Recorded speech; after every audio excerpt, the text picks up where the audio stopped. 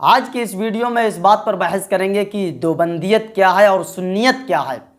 میرے آقا فرماتے ہیں کہ عن قریب میری امت میں 73 فرقے ہوں گے، کلہم فی النار، اور ان میں سے 72 جہنمی ہوں گے، سوائے ایک ملت، ایک قوم اور ایک جماعت ایسی ہوگی کہ جو جنت میں جائے گی۔ صحابہ اکرام نے عرض کی یا رسول اللہ وہ کون سی جماعت ہے؟ تو میرے آقا صلی اللہ علیہ وسلم نے ارشاد فرمایا ما انا علیہ و اصحابی، اے میرے صحابہ وہ ہماری جماعت ہے، یعنی اہل سنت والجماعت ہے۔ وہ حضور کا طریقے پر جو چلے گا وہ اہل سنت والجماعت ہوگا، وہ سنی ہوگا۔ اور سنی اسے کہتے ہیں کہ جو رسول اللہ، حضور کے صحابہ، حضور کے تابعین اور ائمہ مجتہدین کی طور و طریقے پر چلنے والا ہو۔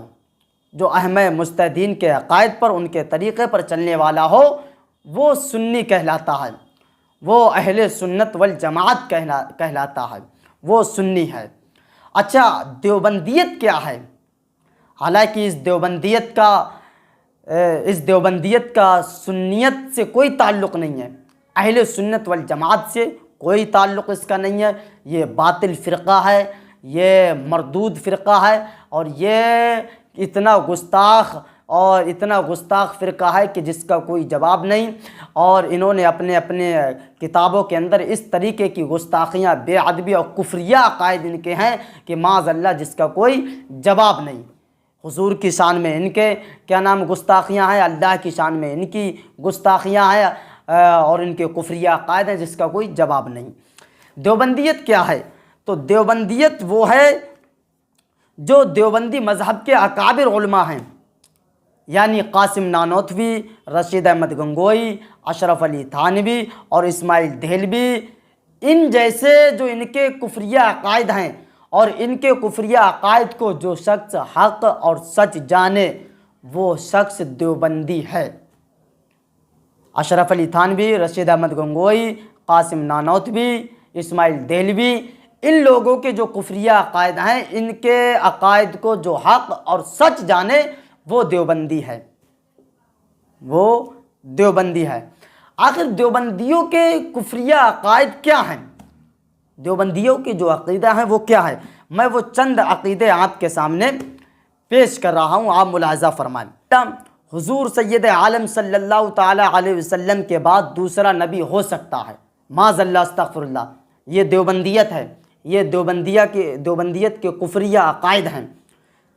نمبر 2، شیطان اللعین کا علم حضور نبی اکرم صلی اللہ علیہ وسلم کے علم سے زیادہ ہے، معاذ اللہ، ابلیس کے علم کو یہ حضور کے علم سے زیادہ بتاتے ہیں، یہ ان کا عقیدہ ہے، ان کا، یہ دیوبندیوں کا۔ نمبر 3، حضور سید عالم صلی اللہ علیہ وسلم کے لیے حضور صلی اللہ تعالی علیہ وسلم کے لیے بعض علوم غیبیہ کا ثبوت بچوں اور پاگلوں بلکہ جانوروں اور چوپاہوں کے علم کے مشابہ ہے، معاذ اللہ، استغفر اللہ، یہ ان دیوبندیوں کا عقیدہ ہے۔ یعنی حضور کے جو بعض علوم غیب ہیں ان کے بارے میں ان دیوبندیوں کا عقیدہ یہ ہے کہ بچوں، پاگلوں بلکہ تمام جانوروں اور چوپاہوں کے علم کے مشابہ ہے، معاذ اللہ، یہ دیوبندیت ہے۔ انہی کا ایک عقیدہ بہت مشہور و معروف عقیدہ ہے، معاذ اللہ، کہ اللہ تعالیٰ جھوٹ بول سکتا ہے، ہر وہ کام جو بندے کر سکتے ہیں وہ بھی کر سکتا ہے۔ یہ ان کی کتابوں کے اندر یہ عقائد بھرے پڑے ہیں، معاذ اللہ، یہ خدا کے لیے کہہ رہے ہیں کہ اللہ تعالیٰ جھوٹ بول سکتا ہے۔ نمبر 5، حضور صلی اللہ علیہ وسلم کے لیے دیوار کے پیچھے کا علم نہیں، یہ ان دیوبندیوں کا عقیدہ ہے۔ حضور صلی اللہ علیہ وسلم کے لیے دیوار کے پیچھے کا علم نہیں، اور ان کے اشرف علی تھانوی، ان کے قاسم نانوتوی کے لیے جو 2.5 فٹ قبر میں گڑے ہونے کے باوجود کئیوں کوس دور سے مدرسہ دیوبند کا علم ہے، قاسم نانوتوی کے لیے علم ہے، اور کہ اس میں جھگڑا ہو رہا ہے اور جا کے ہم اس جھگڑا کو سلجھا دیں، لیکن ان کے نزدیک معاذ اللہ حضور کے لیے دیوار کے پیچھے کا بھی علم نہیں۔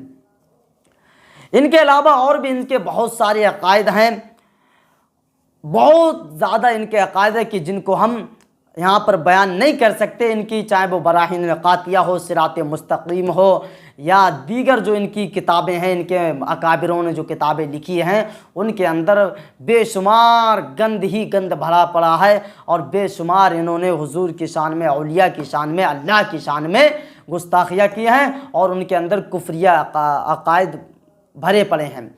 میری آپ حضرات سے گزارش ہے کہ آپ حضرات سے جو ایسا بھی ہو سکے آپ ان کے بہکاوے میں نہ آئے۔ یہ آپ کو میٹھی میٹھی باتیں بتائیں گے، آپ کو یہ کہیں گے آؤ چلہ کی جانب، آؤ تبلیغ کی جانب، آؤ قرآن کی جانب، آؤ نماز کی جانب، یہ آپ کو بلائیں گے، اور بلانے کے بعد یہ تبلیغی پھر آپ کو برگلانا شروع کر دیں گے۔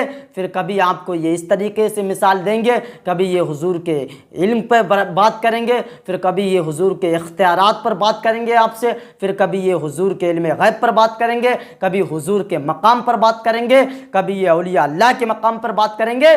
اس طریقے سے یہ آپ کے اندر ایک زہر بھرتے رہیں گے، اور ایک دن وہ ہوگا کہ آپ بھی دیوبندیت کو قبول کر بیٹھو گے اور اپنے ایمان سے ہاتھ دھو بیٹھو گے۔